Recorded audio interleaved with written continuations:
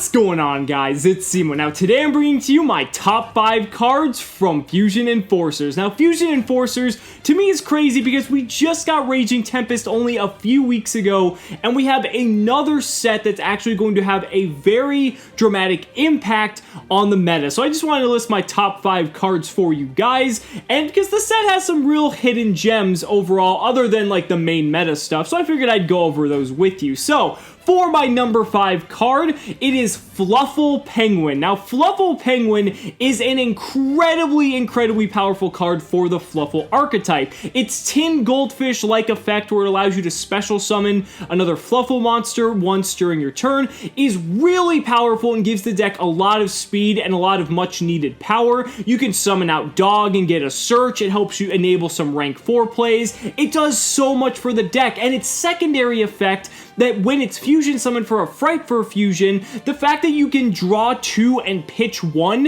helping get cards like Wings in your graveyard to be triggered later on, is just absolutely amazing. I remember when Fluffle Penguin was first announced for the OCG, people were freaking the fuck out because Fluffle Penguin is an incredibly good card, and now we finally have it at our disposal. You know, Fluffles, while they may not be like, you know, the end-all be-all tier 1 deck, especially with Zodiac running around, Fluffles are shaping into an incredibly good deck all around. And once we get that one spell card that we desperately need out of the OCG Millennium box, the archetype's going to be looking very solid. So that's going to do it for my number 5. For number 4, we're going to be getting into some of the heavier meta stuff, and that card is going to be Magical Meltdown. I had to look off screen for a second because I'm still used to Reckless Magic Circle, which sounds like such a more badass name to me, but, you know, Magical Meltdown, I guess, is an okay name as well. But Magical Meltdown,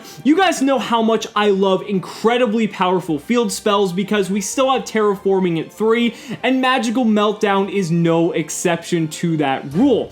Magical Meltdown is so cool because not only does it allow you to search for Alistar the Invoked, which is basically like the best card that's in this set, but it also, all of the benefits that it grants you, providing, you know, the fact that it's protecting your fusion summons, you know, the fact when you activate Invocation that your opponent cannot respond or they can't negate that fusion spell is huge. And on top of that, when you successfully conduct that fusion summon, the fact that it grants you a Stellar Knight Deltaros-like immunity where you get the first priority in declaring card effects is absolutely huge. You know, that means that your fusion monsters aren't going to be hit by things like Torrential, aren't going to be hit by things like Bottomless, or any on-summon-like effect is going to be completely useless. But you get the first shot, which means if you go into something like Raijin, then that means you can immediately pretty much have priority like back in the old day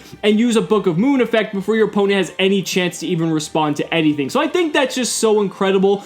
The biggest downside to this card is the fact that Dimensional Barrier still works against it. You know, if you're conducting a fusion summon while this card is active, Dimensional Barrier can still be activated because you're not negating the fusion spell that you're activating. Dimensional Barrier just blanket says, like, it pretty much is stopping fusion summonings from happening altogether. And so since it's not negating it, and since it doesn't make your fusion summons invulnerable to Dimensional Barrier, that's why this card didn't have a much higher spot on the list. But it's still a very good card all around, and you're going to be seeing a lot of Invoked players playing with this card because it's basically a dedicated 3-of. And speaking of 3-ofs, for number 3, we are going to be moving on to Invocation. I really like that transition. So, Invocation, it's not actually a 3-of. You're pretty much only going to run 2 copies of Invocation because it is a recyclable fusion spell for the Invoked archetype. And what's really incredible about this,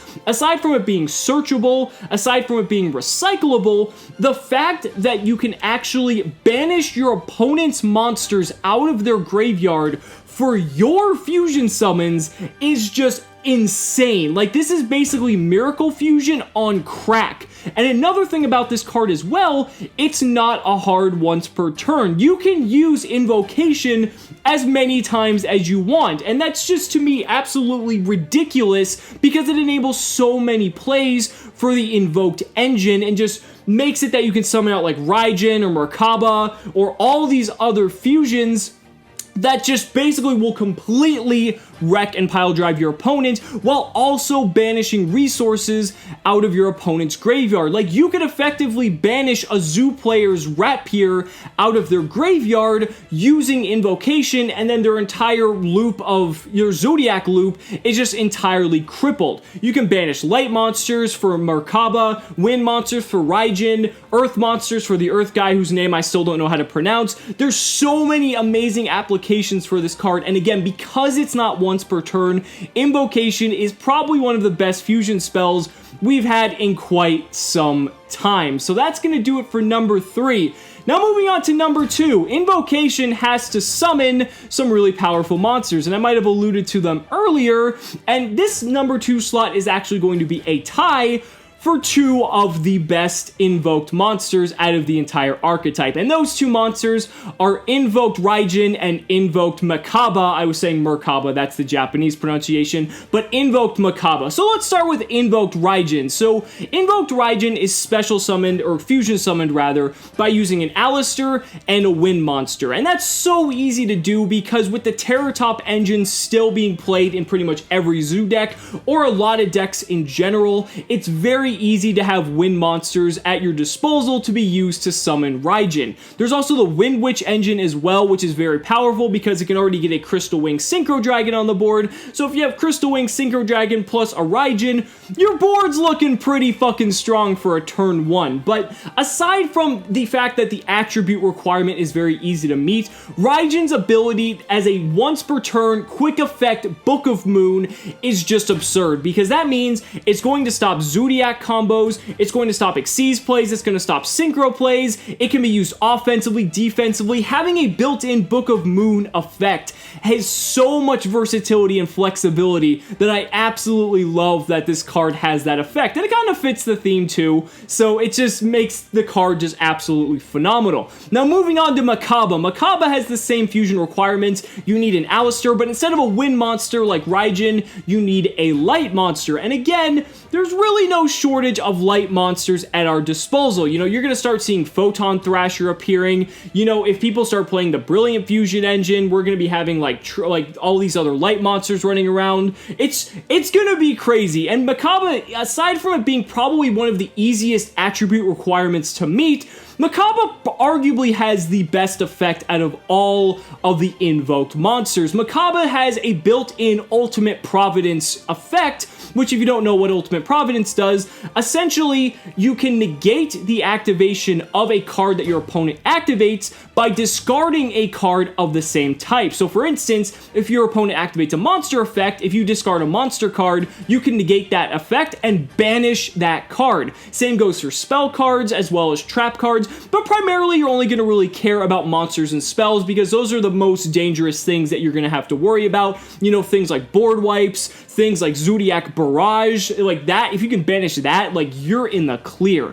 And also all the a million monster effects at the deck's disposal as well. And because Alistar is so easily recycled, you're always going to have fodder for Merkaba to be able to just banish any monster that you want and just proceed forward with your plays. So Merkaba and Raijin are going to make a big impact on the meta, and you're going to start seeing these cards around a lot. And speaking of cards you're going to be seeing around a lot, my number 1 card for my top 5 out of Fusion Enforcers, if you haven't figured it out by now, basically it's the card that is needed to make numbers 2, 3, and 4 all possible. It's Alistar the Invoker. So Alistar is just overall an amazing card. It's got great typing, its stats are fairly decent, it's a level 4, so obviously it's going to play into just a lot of rank 4 plays, but the fact that this card allows you to search out Invocation, the fusion spell, is just phenomenal. And the other fact that this card is not once per turn. So if you're playing something like the Brilliant Fusion Engine,